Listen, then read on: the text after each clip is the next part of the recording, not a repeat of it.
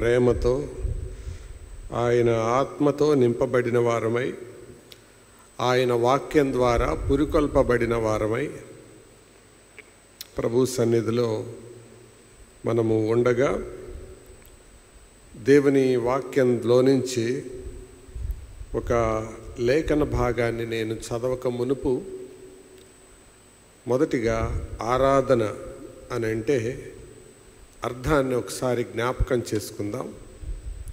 What is worship? ఆరాధన అంటే అర్థం worship is a natural response that comes out of a redeemed heart.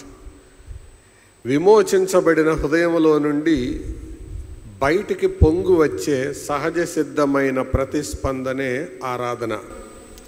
న్యాచురల్గా రావాలి. అది చెబితేనో ఒత్తిడి చేస్తేనో అవతల వాళ్ళు తోస్తేనో వచ్చేది కాదు. అది న్యాచురల్గా రావాలి, సహజ సిద్ధంగా.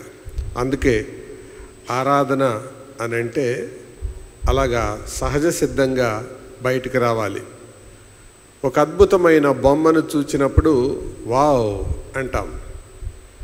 ఒక అనుకోని సంఘటన జరిగినప్పుడు అమ్మో అంటాం.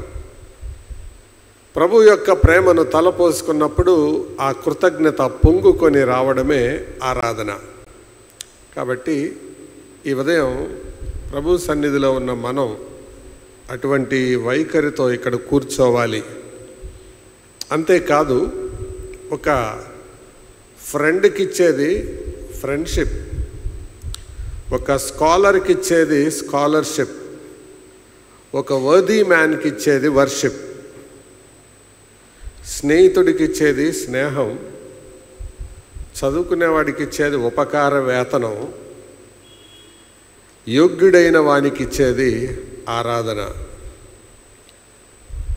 అందుకనే బైబిల్ గ్రంథంలో ప్రకటన గ్రంథాన్ని మనం గమనిస్తే నీవు యోగ్యుడవు అని పరలోకంలో ఉన్నవారు 24 పెద్దలు, అలాగే దూతలు, 4 జీవులు ఆయనను పొగడడం మనం చూస్తాం. కాబట్టి సహోదరులారా, క్రైస్తవ జీవితంలో ఆరాధన చాలా ప్రాముఖ్యమైనది. దేవుని వాక్యాన్ని మనం జాగ్రత్తగా గమనిస్తే యోహాను సువార్త 4వ అధ్యాయములో ప్రభువుకి 2 రకాల ఆకలి ఉన్నట్లు మనకు అర్థమవుతుంది. నిజానికి ఆయన ఆకలి కొని శిష్యులను భోజనానికి ఏదన్నా తెమ్మని పంపించాడు. అయితే వారు వెనక్కి తిరిగి వచ్చేటప్పటికి సమరయ స్త్రీతో ఆయన మాట్లాడుతూ ఉండగా శిష్యులు ఆశ్చర్యపోయారు. ఆహారం తెచ్చాం అని అంటే ప్రభు ఏమన్నాడో తెలుసా? మీకు తెలియని ఆహారం నాకు కలదు అని. అంటే ప్రభుకి ఒక ఆత్మ రక్షించబడితే ఆయన ఆకలి తీరినట్లు అర్థం. అంతేకాదు, మలాకీ గ్రంథం 1వ అధ్యాయంలోనికి వెళ్తే అక్కడ సైన్యములకు అధిపతి యెహోవా భోజనపు బల్ల అని రాయబడి ఉంటుంది. ఆయనకు ఆరాధన ఆకలి కూడా ఉంది. 2 రకాల ఆకలి జ్ఞాపకం ఉంటుందా? మొదటిదేంటి? ఆత్మల ఆకలి. రెండవది ఆరాధన ఆకలి. అందుకే చాలా స్థలాలలో ఈ మాట రాస్తూ ఉంటారు.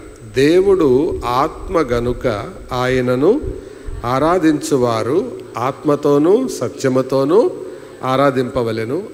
అట్టి వారి కొరకు ఆయన వెదకుచున్నాడు. అక్కడ రాసి ఉంటుంది అన్నమాట, వెదకుచున్నాడు అంటే ప్రభు వెతుకుతున్నాడు. God is in search of true worshippers. There are many worshippers. ఆరాధికులు చాలామంది ఉన్నారు, కానీ ఆత్మతో సత్యముతో ఆరాధించేవారు చాలా అరుదుగా ఉన్నారు. వారి కొరకు వెతుకుతున్నారు. పురుషులందు పుణ్య పురుషులు వేరయా అన్నట్లు ఆరాధికులందు ఆత్మతో సత్యముతో ఆరాధించు ఆరాధికులు వేరయ్యా అన్నట్టుంది బైబిల్లో ఆ మాట. కాబట్టి ఆరాధికులు చాలామంది ఉంటారు, కానీ ఆత్మతో సత్యముతో ఆరాధించే వారిగా ఉండాలని మనం జ్ఞాపకం చేయబడుతూ ఈ ఉదయం మన హృదయాలను ప్రోత్సహించుకోవడానికి గాను లూకాసు వార్త 7వ అధ్యాయం, లూకాసు వార్త 7వ అధ్యాయం 36వ వచనం నుండి లూకా 7:36 నుండి 50 వరకు ఉన్న లేఖన భాగాన్ని మనం ఉత్తర ప్రత్యుత్తరాలుగా చదువుదాం. మనసు పెట్టి చదువుదాం. ప్రభు యొక్క ఆలోచనలతో, ఆయన యొక్క ప్రేమతో, ఏకాగ్రతతో మన హృదయాలను నిలుపుకొని చదువుదాం. లూకా 7:36 నుండి 50 వరకు ఉత్తర ప్రత్యుత్తరాలుగా.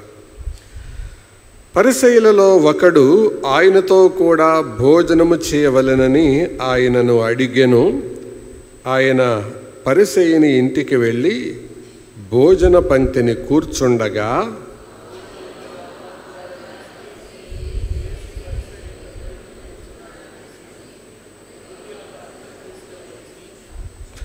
వెనుక తట్టు ఆయన పాదముల యొద్ద నిలువబడి ఏడ్చుచు కన్నీళ్లతో ఆయన పాదములను తడిపి తన తల వెంట్రుకలతో వాటిని తుడిచి ఆయన పాదములను ముద్దు పెట్టుకొని ఆ అత్తరు వాటికి పూసెను.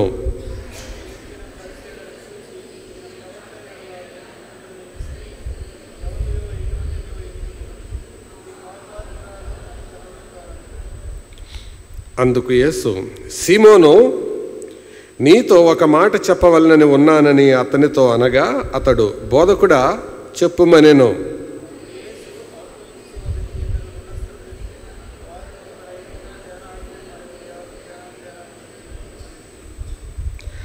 ఆ అప్పు తీర్చుటకు వారి యొద్ద ఏమీ లేకపోయెను గనుక అతడు వారిద్దరిని క్షమించెను.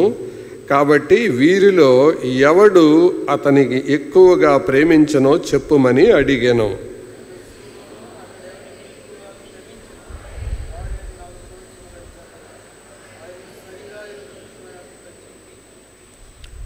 ఆ స్త్రీ వైపు తిరిగి సీమోనుతో ఇట్లనెను, ఈ స్త్రీని చూచుచున్నావే, నేను ఈ ఇంటిలోనికి రాగా నీవు నా పాదములకు నీళ్ళియ్యలేదు గాని ఈమె తన కన్నీళ్లతో నా పాదములను తడిపి తన తల వెంట్రుకలతో తుడిచెను.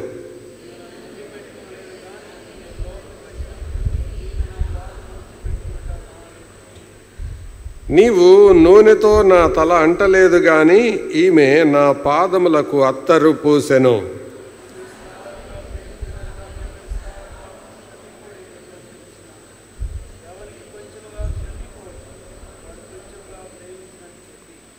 నీ పాపములు క్షమింపబడి ఉన్నవి అని ఆమెతో అనెను.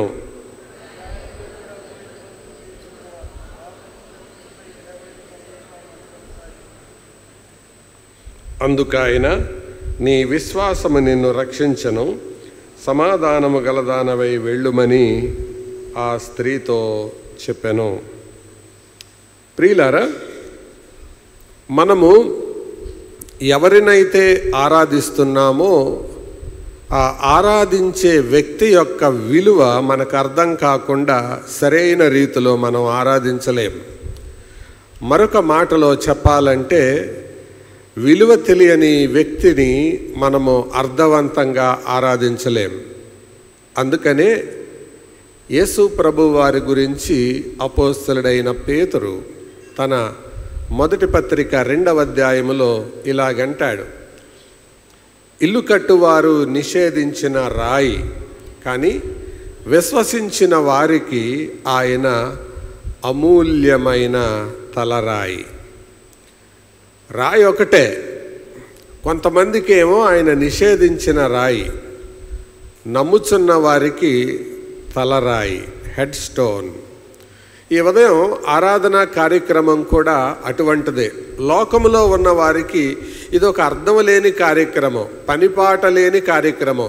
వీళ్ళకి ఏం పని లేదండి, ఆదివారం అయితే వెళ్తుంటారు అని అంటారు. కానీ ఆయనను నమ్మిన వారికి అది ఒక ఆశీర్వాదకరమైన ఆచరణాత్మకమైన ఆసక్తితో కూడిన భక్తితో కూడిన కార్యక్రమం.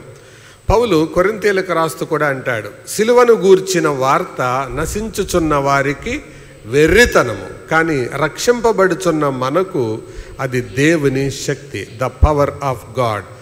ఆరాధనలో ఆ విలువ, ఎవరినైతే ఆరాధిస్తున్నామో ఆ విలువ మనకు తెలియకపోతే ఆయనను అర్థవంతంగా ఆరాధించలేం. మనం చదివిన ఈ వాక్య భాగంలో 4 రకాలైన వ్యక్తిత్వాలు కనపడతాయి. 4 types ఆఫ్ పర్సనాలిటీస్. మొదటిది విమర్శకుడు, రెండవది విమోచకుడు, మూడవది విశ్వాసి, నాలుగవది అయోమయములో ఉన్న ప్రజలు. ఈ 4 రకాల వాళ్ళు కనపడతారు. విమర్శకుడు ఎవరు అంటే పరిసయ్యుడే. ఏ ఆరాధన కూడికలోనైనా ఇలాంటి వాళ్ళు కూడా ఉంటారు, ఈ 4 రకాలైన వాళ్ళు. ఈ మొదటి రకమైన వాళ్ళు విమర్శకులు. చూడండి వాళ్ళ లక్షణాలు ఎలా ఉంటాయో. 36వ వచనంలో చదువుతున్నాను. పరిసయ్యులలో ఒకడు తనతో కూడా భోజనము చేయవలెనని ఆయనను అడిగెను. గమనించారా? ఆ పదమే కొద్దిగా ఇండిఫరెంట్గా ఉంది, ఒక విలక్షణంగా కనబడుతుంది. ఏంటది? పరిసయ్యులలో ఒకడు తనతో కూడా భోజనం చేయవలనని అడిగాను. ఇదేంటండి? వచ్చి భోజనం చేయమని రిక్వెస్ట్ చేయాలి, బతిమలాడాలి. అంటే యేసు ప్రభు యొక్క విలువ తెలియదు కాబట్టి ఏమడుగుతున్నాడు? నాతో నువ్వు భోంచేయాలయ్యా అంటున్నాడు. తర్వాత రెండవ మాట మనం గమనిస్తే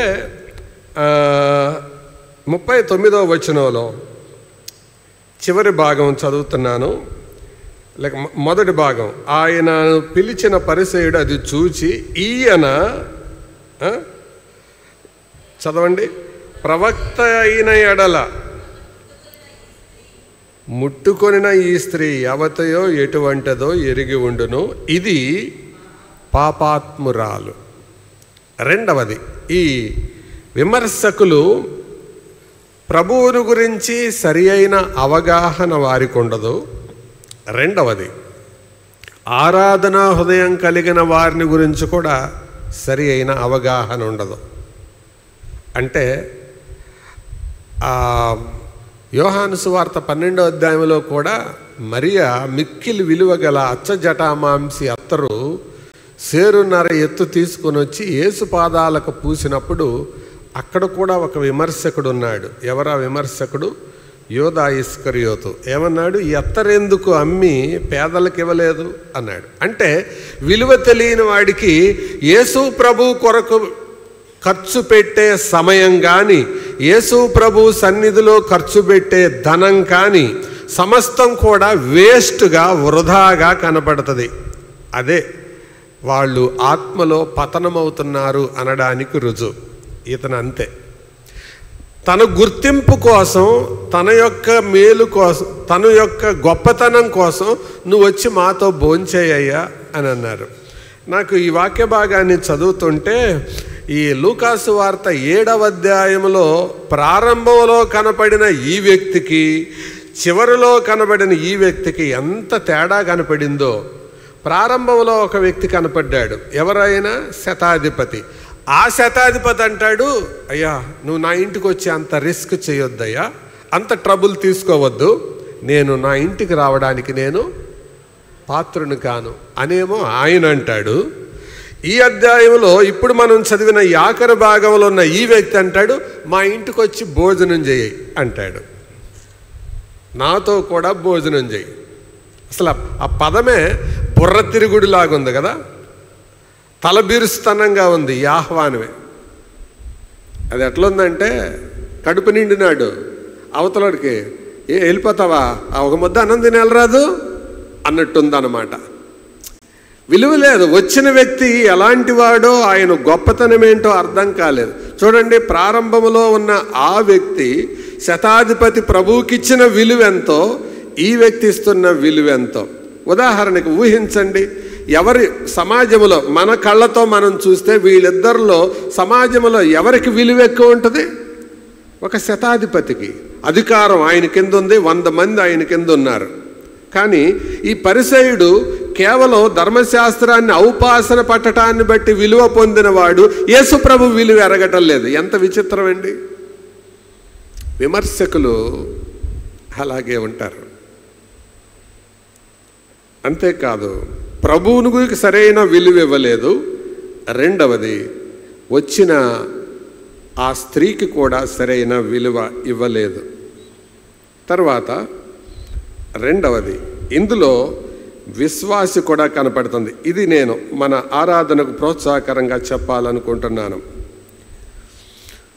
ట్రూ ఫెయిత్ ఆల్వేస్ యాక్ట్స్. నిజమైన విశ్వాసం ఎప్పుడు క్రియలు చేస్తూనే ఉంటుంది. యాక్ట్స్ అంటే నటిస్తుందని కాదు అర్థం. క్రియలు లేని విశ్వాసము మృతం అని యాకోబు రాశాడు కదా. ఈ విశ్వాసిలో కనపడిన విశ్వాసపు క్రియలు నేను కొన్ని మీకు జ్ఞాపకం చేస్తాను. నిజమైన విశ్వాసిలో కనపడే క్రియలు ఈ అధ్యాయంలో నుంచే, ఈ భాగంలో నుండే చూద్దాం రండి. మొదటి మాట 37వ వచనం. ఆ ఊరిలో ఉన్న పాపాత్మురాలైన ఒక స్త్రీ యేసు పరిసయ్యుని ఎంట భోజనమునకు కూర్చున్నాడని తెలుసుకొని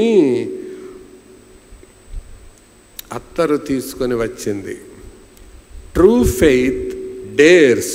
నిజమైన విశ్వాసం తెగిస్తుంది.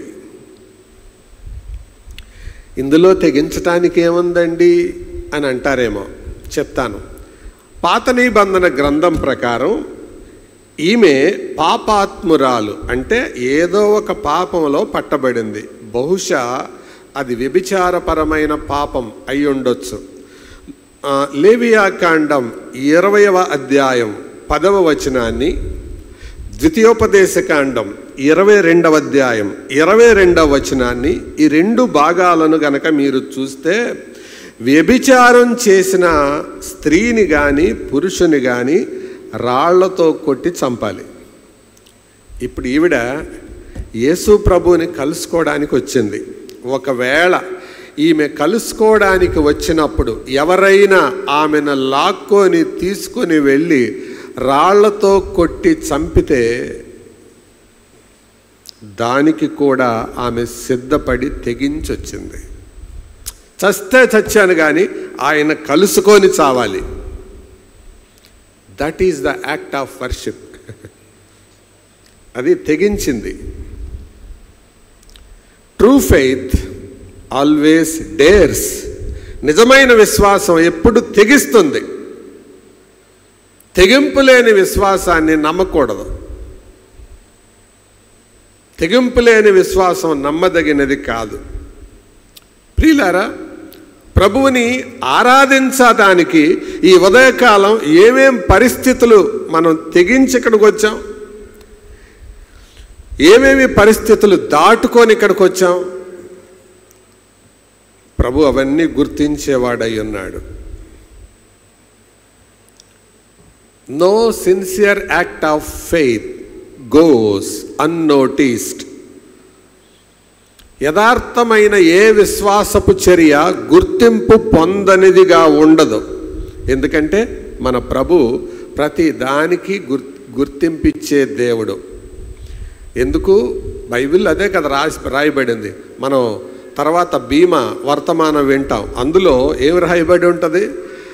మన క్రియలు మంచి వాటికి ప్రతిఫలం ఉంటుందా, చెడ్డ వాటికి లెక్క చెప్పాలా? మనం ప్రభు ముందు ఏమి లెక్కలోకి వస్తాయి? మంచియా చెడ్డయా? మంచివైనను సరే చెడ్డవైనా సరే ప్రతి దానికి ఫలితం ఒకరోజు ఆయన న్యాయపీఠం ముందు ప్రతిఫలం ఉంది. కాబట్టి సోదరులారా, మన ప్రభు ప్రతిదీ గమనిస్తాడు. అందుకే A.W. టోజర్ అనే దైవజనుడు ఇలాగన్నాడు: హృదయం పరిశుద్ధాత్మతో నింపబడి, ప్రభు ప్రేమతో నింపబడి, దేవుని వాక్యంతో నింపబడి, ప్రభు సన్నిధికి వచ్చి మనం కూర్చొని మనం పీల్చే ప్రతి శ్వాస కూడా ఆరాధన అవుతుంది అన్నాడు. The way we sit, the way we breathe, the way we sing, the way we behave, everything is an act of worship. ఆమె తెగించింది. True faith always dares. రెండవ మాట చెప్తాను. True faith always weeps.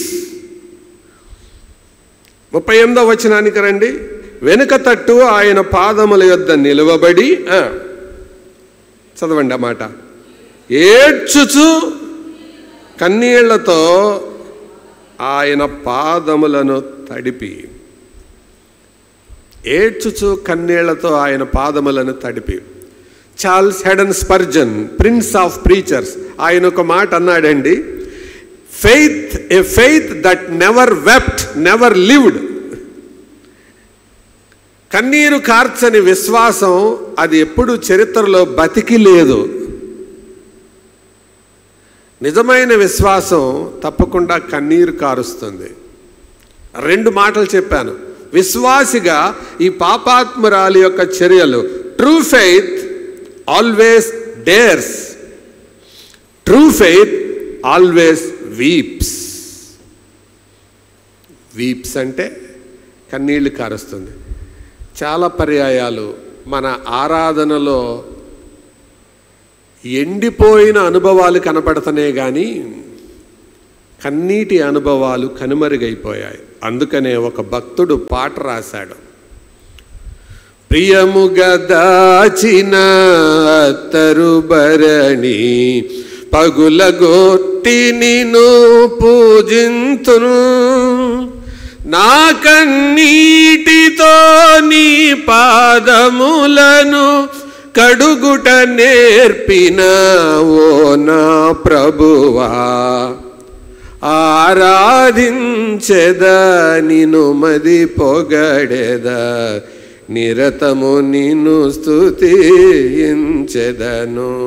పాట పాడుతున్నాం, ఆరాధనలో కన్నీళ్లు కారి ఎంతకాలమైంది చెప్పు? నిజంగా కన్నీళ్ళు కారింది ఎప్పుడైనా? How far it has been. ఉదాహరణకి ఈ సందర్భాన్ని మనం తీసుకుందాం. ఈమె కన్నీళ్లు కార్చడానికి కారణం ఏంటి? కారణం? దేవా, నేనేంటి, ఈ దౌర్భాగ్యురాలనేంటి, రాళ్లతో కొట్టబడవలసిన దాన్నేంటి, నేను నీ పాదాల దగ్గరికి రావడం ఏంటి? అది ఆమె దుఃఖానికి మూలం. దేవుని దాసులు జి రాజారావు గారు దీని గురించి వ్యాఖ్యానిస్తూ ఒక మాట అన్నారు. ఆయన అన్న మాట ఏంటంటే, ఆవిడ పాపాత్మురాలు కాబట్టి ఆవిడకి కన్నీళ్ళు వచ్చాయి, మనం పరిశుద్ధులం కాబట్టి మనకు కన్నీళ్లు రావు. ఆవిడకి ఎందుకు కన్నీళ్ళు వచ్చినాయి చెప్పండి? ఆడ చూస్తున్నారండి, పాపాత్మురాలు. కానీ మనం ఎవరు? పరిశుద్ధులు, అందుకు మనకు రావు. True faith dares, true faith weeps, true faith loves. నిజమైన విశ్వాసం ప్రేమిస్తుంది. 47వ వచనం, ఆమె విస్తారముగా ప్రేమించను. Not only loves abundantly, loves beyond the limit. ఒకవేళ దేవునికి ప్రేమను కొలిచే మీటర్ గనక మనం మందిరం లోపలికి ప్రవేశించేటప్పుడు పెట్టుంటే, దేవుని పట్ల మన ప్రేమ ఏ స్థాయిలో ఉంటుందో, బీపీ కొలిచేదానికి మీటర్ ఉంది, జ్వరం కొలవడానికి ఒక మీటర్ ఉంది, పాలల్లో నీళ్ల శాతం కొలవడానికి ఒక మీటర్ ఉంది. కానీ విశ్వాసిలో ప్రేమను కొలవడానికి మీటర్ కేవలం ప్రభువు దగ్గరే ఉంది. అది ఆయనే కొలుస్తాడు. ఎవరి ప్రేమ ఎంతో ఆయనకి తెలుసు. గొప్పగా కనపడే వాళ్ళల్లో తక్కువ ప్రేమ ఉండొచ్చు, తక్కువగా కనపడే వాళ్ళల్లో ఎక్కువ ప్రేమ ఉండొచ్చు. నీచమైన బతికే వాళ్ళల్లో విస్తారమైన ప్రేమ ఉండొచ్చు, పరిశుద్ధులుగా కనపడే వాళ్ళల్లో తక్కువ ప్రేమ ఉండొచ్చు. దానికి పరిష్కారం ఆయన దగ్గరే ఉంది. కానీ ఒకటి మాత్రం వాస్తవం, నిజంగా ప్రేమిస్తే తప్పకుండా ఆయన పాదాల మీద పడతాం. 3 మాటలు చెప్పాను. True faith dares, true faith weeps, true faith loves, true faith worships, ఆరాధిస్తుంది. చూద్దాం రండి. 38వ వచనం. వెనుక తట్టు ఆయన పాదముల యొద్ద నిలువబడి ఏడ్చుచు కన్నీళ్లతో ఆయన పాదములను తడిపి. ప్రియులారా, యూదులు భోజనానికి కూర్చునేటప్పుడు మధ్యలో భోజనపు బల్ల ఉంటుంది. కూర్చునేది కొంచెం ఎత్తైన పీట ఉంటుంది. దానికంటే ఎత్తుగా భోజన పదార్థాలు పెట్టబడతాయి. కాళ్ళు వెనక్కి పెట్టి ఇలా వెనక్కి పెట్టి చెయ్యి ఇలా ఆనించి కూర్చుంటారు. అది ఇక్కడ సీన్. లూకా 7వ అధ్యాయంలో దృశ్యం అది. శిష్యులందరూ అలా కూర్చున్నారు, బల్ల చుట్టూ భోజనానికి కూర్చున్నారు. కాళ్ళు వెనక్కి పెట్టున్నాయి. ఆయన చెయ్యి బల్ల మీద ఆనించి కూర్చున్నాడు. ఆ స్త్రీ వచ్చి ఎక్కడ నిలబడింది? వెనుక నిలబడింది.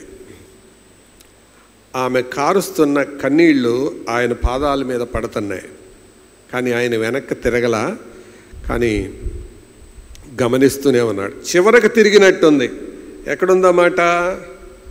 44వ వచనంలో ఆ స్త్రీ వైపు తిరిగి, అంటే అప్పుడు దాకా తిరగలేదు ఆయన.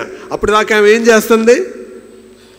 కన్నీళ్ళు కారుస్తూనే ఉంది, తల వెంట్రుకలతో తుడుస్తూనే ఉంది, అత్తరు పోస్తూనే ఉంది, కానీ తిరగలేదు. కానీ ప్రతి చర్య ఆయన గమనిస్తూ ఉన్నాడు. సహోదరులారా, సహోదరీలారా, ప్రభువుని ఆరాధించేటప్పుడు మనం అనుకుంటాం కనపడేటట్లు కూర్చున్న వాళ్ళు కొద్దిగా అలర్ట్గా ఉంటారు. అమ్మో, సేవకుడి కళల్లో పడతామేనని.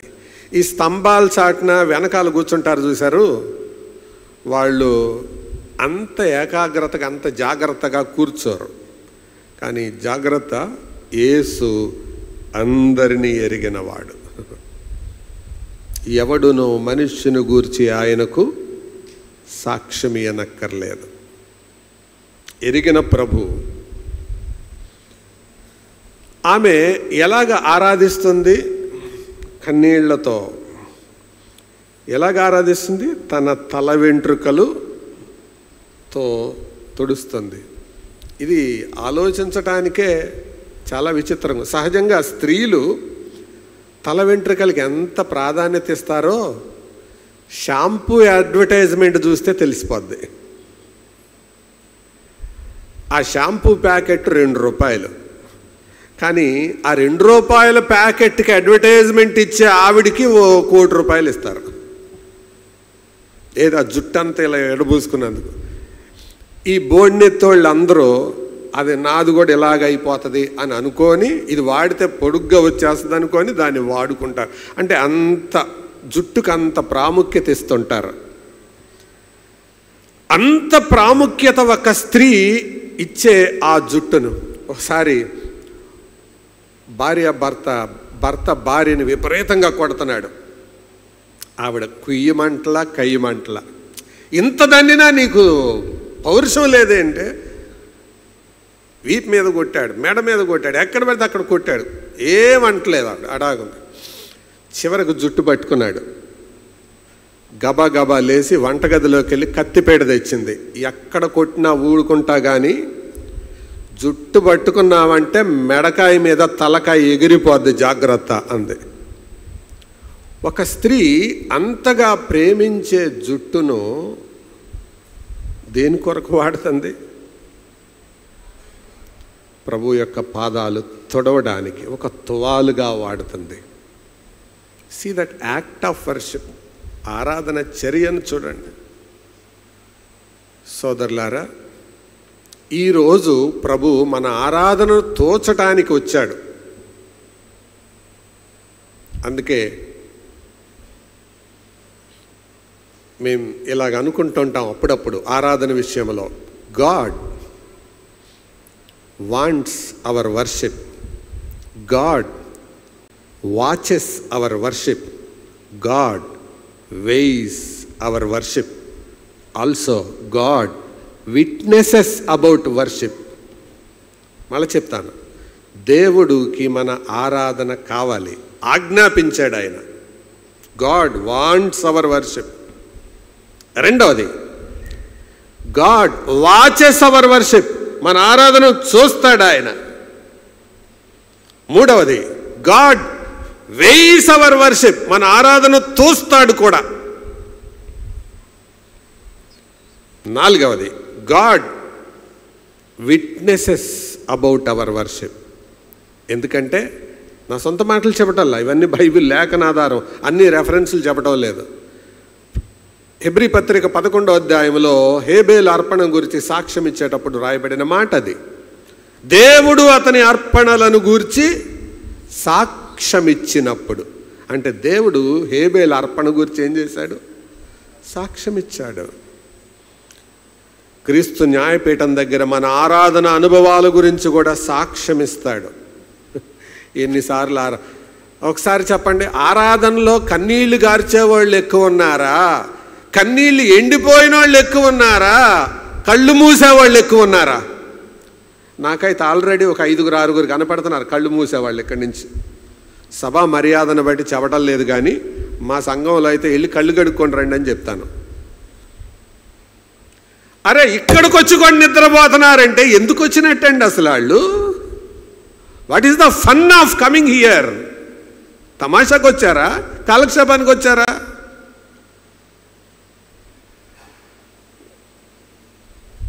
ఆలోచించండి ఈరోజు. గాడ్ వాంట్స్ అవర్ వర్షిప్, ఆరాధన ఆయనకు కావాలి. గాడ్ వాచెస్ అవర్ వర్షిప్, మనం చేస్తుండగా ఆయన గమనిస్తుంటాడు. గాడ్ వెయిస్ అవర్ వర్షిప్, మన ఆరాధనలు తోస్తాడు, చూసి కామ్గా ఉండడు. God witnesses about our worship. శ్రేష్టమైన అర్పణ అన్నాడు హేబెలును గురించి మాట్లాడేటప్పుడు. విశ్వాసమును బట్టి హేబెలు కయ్యను కంటే శ్రేష్టమైన అర్పణ. అంటే కయ్యింది దిగదుడిపైపోయింది. ఈ బెత్లెహేములో ఆరాధించే వాళ్ళల్లో ఎవరిది శ్రేష్టమైన అర్పణో, ఎవరిది శ్రేష్టము కాని అర్పణో, ఎవరిది భ్రష్టమైన అర్పణో అది నాకు తెలీదు, సేవకునికి కూడా తెలీదు. కానీ ఎవరికి తెలుసు? దేవునికి తెలుసు. God witnesses about our worship. తన ఆరాధన విషయం కూడా సాక్ష్యం ఇచ్చాడు. కాబట్టి ఆమె ఆ కన్నీళ్లతో తడుపుతుంది, తల వెంట్రుకలతో తుడుస్తుంది. తర్వాత ట్రూ ఫెయిత్ స్పెండ్స్, నిజమైన విశ్వాసం ఖర్చు పెడుతుంది. ఊరికే తమాషాగా రాలేదు ఆవిడ, ఖాళీ చేతులతో రాలేదు. అక్కడ వచ్చేటప్పుడు ఏం తెచ్చింది? అత్తరు తీసుకొచ్చింది. అత్తరు, నిజానికి అత్తరు తమను తాము అలంకరించుకోవడానికి, తమను తాము ప్రత్యేకతను కనబరుచుకోవడానికి వాళ్ళు రాసుకునేది. కానీ ఇది నాకుంటే ఏం ప్రయోజనం?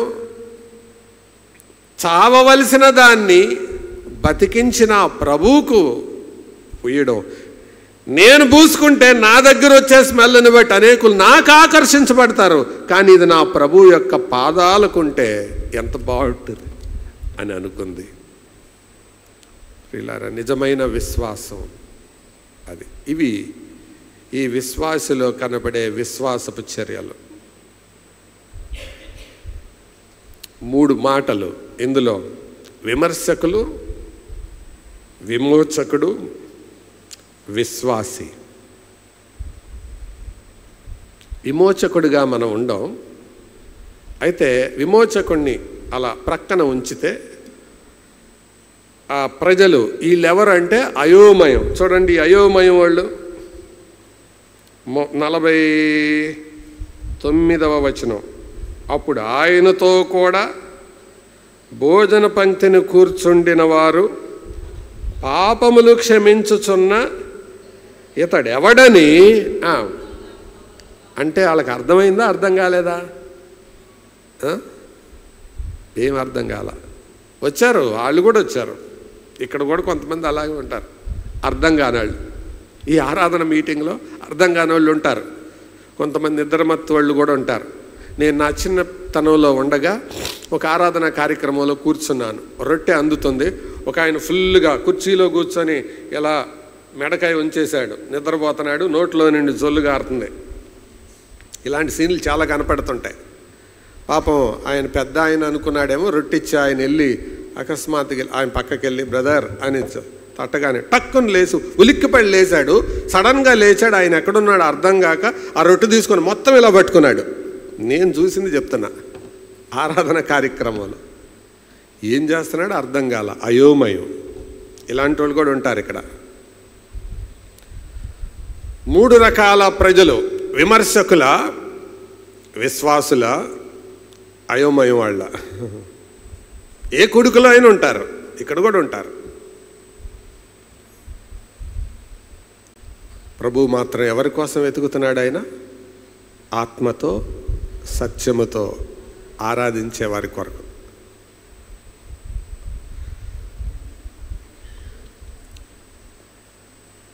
నలభై 5వ వచనం ఓకే, మళ్ళీ రండి. ఈ విమర్శకుడిలో ఉండే మరొక లక్షణం కూడా చెప్తాను.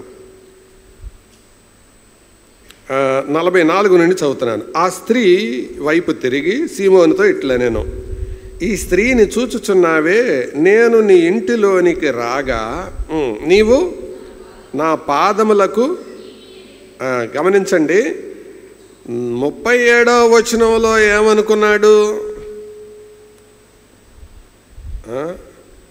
39వ వచనంలో ఏమనుకున్నాడు ప్రభువు గురించి? ప్రవక్త అనుకోని ఇంటికి పిలిచాను అనవసరంగా. ప్రవక్త కూడా కాదు, అది కదా ఆయన ఇంటెన్షన్. ప్రవక్త అనుకున్నాను, ఈయన్ని అనుకొని ఇంటికి పిలిచాను. ఎందుకంటే ప్రవక్త అని చేర్చుకునేవాడు ప్రవక్త ఫలం పొందుతాడన్నాడు కదా. కాబట్టి ఆయనకి ఎంత వచ్చిందో నాకు కూడా అంత వస్తుంది అని పిలిచాను. అసలు ఆయన ప్రవక్తలాగా కూడా లేడే అనుకున్నాడు 39వ వచనంలో. సరే, ప్రవక్తలాగా లేడు, పక్కన పెట్టండి. కనీసం అతిథిలాగన్నా చూడాలిగా. అతిథిలాగా కూడా చూడలేదు అని ఎలా తెలుసు? ప్రభు అంటున్నాడు ఆ మాట. ఏమని? నేను నీ ఇంటికి వచ్చాను, నీవు నా పాదాలకి నీళ్ళు ఇవ్వలేదు. అంటే యూదుల కల్చర్లో ఒక అతిథి రాగానే ఇంటి యజమానుడు వెళ్ళి కాళ్ళకు నీళ్ళు ఇచ్చి ఆ కాళ్ళు కడిగి కౌగిలించుకొని ముద్దు పెట్టుకొని ఇంట్లోకి తీసుకురావాలి. అదే యోహాను సువార్త 13వ అధ్యాయం యొక్క నేపథ్యం. శిష్యులందరూ వచ్చారు, బిర్రను బిగదీసుకొని కూర్చున్నారు. ఎవరూ లేవటల్లా, అందరూ అతిథులే అనుకుంటున్నారు, కానీ సేవకుని పాత్ర పోషించే వాళ్ళు ఎవరూ లేరు. ఇప్పుడు యేసు ప్రభువుని పిలిచాడు, కానీ ఆయన ప్రవక్తగాను చూడలేదు, కనీసం అతిథిగా కూడా చూడలేదు. అతిథి అయితే ఏం చేసి ఉండేవాడు? కాళ్ళకి నీళ్ళు ఇచ్చి ఉండేవాడు. అది కూడా ఇవాళ నాకు అనిపిస్తుంది, యేసు ప్రభు ఎంత దీర్ఘశాంతుడో నాకు అర్థమవుతుంది. నేనైతే ఒక్క నిమిషం ఉండేవాడిని కాదు అక్కడ నా మనస్తత్వానికి. కానీ ప్రభు ఎంత దీర్ఘశాంతంతో ఆయనతో మాట్లాడుతున్నాడో. సోదరులారా, అందరినీ ఎరిగినవాడు. చూసారా, ఏమి గమనించినట్టున్నాడు ఆయన. వచ్చినప్పటి నుంచి ఎలా ట్రీట్ చేస్తున్నాడో మొత్తం రికార్డ్ చేసినట్టు చెప్తున్నాడు. ఇంటికి వచ్చాను, నీళ్ళు ఇవ్వలా, నాకు వెల్కమ్ చెప్పలా, నన్ను ముద్దు పెట్టుకోలా, కానీ ఈ స్త్రీని చూచున్నావే ఏమన్నాడు ఆ మాట? మళ్ళీ చదవండి. స్త్రీ వైపు తిరిగి సీమోనుతో ఇట్లా నేను, ఈ స్త్రీని చూచుచున్నావే. ప్రభువుని చూట్ల మనిషి ఏం చూస్తున్నాడు? ఈ స్త్రీని చూస్తున్నావే. ప్రియులారా, ఏకాగ్రత లేని వాళ్ళు ఇలాగే ఉంటారు. అందుకే ప్రభు అన్నాడు, ఆరాధనలో కేంద్ర బిందువు ఎవరో తెలుసా? ప్రభువే. అందుకే రొట్టె పంచి ఇచ్చేటప్పుడు ఆయన అన్న మాట ఏంటి తెలుసా? నన్ను జ్ఞాపకము చేసుకుంటకై దీనిని చేయుడి. Do it in remembrance of me. నన్ను జ్ఞాపకం చేసుకోవడానికి. ఆరాధించేటప్పుడు నీకు ఎవరు జ్ఞాపకానికి వస్తున్నారు? ప్రభు బల్లలో పాలు పంపులు పొందేటప్పుడు నీకు ఎవరు జ్ఞాపకానికి వస్తున్నారు? నా చిన్నతనం అప్పుడు మా అమ్మతో పాటు మందిరానికి వెళ్ళాను. అమ్మ పక్కనే కూర్చున్నాను. ఒక ఆవిడ నిద్రపోతా మధ్యలో ఛాయ్ ఛాయ్ అంటుంది. మా అమ్మ లేపి, ఏంటక్క ఛాయ్ ఛాయ్ అంటున్నావంటే ఉలిక్కిపడి లేచింది. చర్చిలో జరిగింది. అంటే, ఓ చెల్లా ఇంటి దగ్గర మాంసం కూర వండి మూత పెట్టకుండా వచ్చాను, కుక్కొచ్చి మూతితో మూత తోస్తున్నట్టు కల వస్తుందంట ఆవిడికి. ఎక్కడా? చర్చిలో కుక్కొచ్చి మూతి పెట్టి మూతను పక్కకు తోస్తున్నట్టు కల వస్తుందంట. అందుకు ఈవిడ డెలిబరేట్గానే ఛాయ్ ఛాయ్ అంటుంది. ఎక్కడికి వచ్చింది ఆవిడ? మందిరానికి వచ్చింది. ఇలాంటి వాళ్ళు ఉంటారు కొంతమంది. అయోమయం. ఎందుకు వస్తారో తెలియదు. They don't know the purpose of coming. దేవుడు అందరినీ ఎరిగినవాడు, అందరినీ గమనించేవాడు. No person goes from here unnoticed. గుర్తింపు లేకుండా వెళ్ళే ఏ వ్యక్తి ఉండడం. నా చివరి ప్రశ్న, who are you among these? విమర్శకుడిగా ఇక్కడ కూర్చున్నావా? విశ్వాసిగా ఇక్కడ కూర్చున్నావా? అయోమయమైన స్థితిలో ఇక్కడ కూర్చున్నావా? అందరూ ఒకలాగే ఉన్నట్టున్నారు, కానీ కాదు.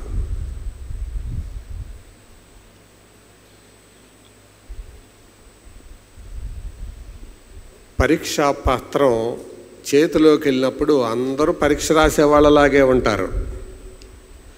పరీక్ష రాసేటప్పుడు కూడా అందరూ పరీక్ష రాస్తున్నట్టే కనపడతారు, కానీ అందరూ పాస్ అవుతారా? ఏంటంటే అటు చూస్తున్నారు. అందరూ పాస్ అవుతారా? అవరు. వాళ్ళు అయ్యారో లేదో చెప్పేదేంటి? రిజల్ట్. అందరూ ఆరాధించడానికే వచ్చారు. ఎంతమంది ఆరాధిస్తున్నారో దాని లెక్క తెలియదు అక్కడ. కానీ ఒకటి చివరి తలంపు ఏంటో తెలుసా? ప్రభువు మన ఆరాధన గురించి తప్పకుండా సాక్ష్యం ఇస్తాడు. చూడండి ఏమన్నాడు ఆమెను గురించి మాట్లాడేటప్పుడు. 49వ వచనం. అప్పుడు ఆయనతో కూడా భోజన 50వ వచనం. అందుకు ఆయన, నీ విశ్వాసము నిన్ను రక్షించెను, సమాధానము గలదానవై వెళ్ళుము. Go with peace. ప్రభు సమాధానంతో పంపించాడు. ఆరాధన అయ్యాక ఈ సమాధానంతో నువ్వు అక్కడి నుంచి వెళ్ళలేదంటే, గలిబిలితో నువ్వు వెళ్ళావంటే నీ ఆరాధన ప్రభువుకి నచ్చలేదని అర్థం. నీ ఆరాధన ప్రభువుకి నచ్చితే you will go with peace. అంతే. సమాధానంతో పంపించాడు ఆవిడ్ని. వచ్చేటప్పుడు సంశయంతో వచ్చింది, వెళ్ళేటప్పుడు సమాధానంతో వెళ్ళింది. వచ్చేటప్పుడు భయంతో వచ్చింది, వెళ్ళేటప్పుడు నిర్భయంతో వెళ్ళింది.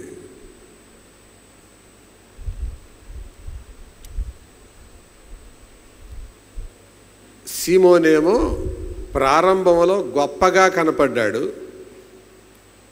ఆ తర్వాత చప్పగా మారిపోయాడు, చివరికి తప్పుగా మిగిలిపోయాడు.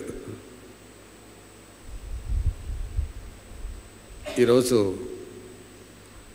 అంతరింద్రియములను హృదయములను పరిశోధించే ప్రభు మన మధ్యలో ఉన్నాడు. He is in our midst.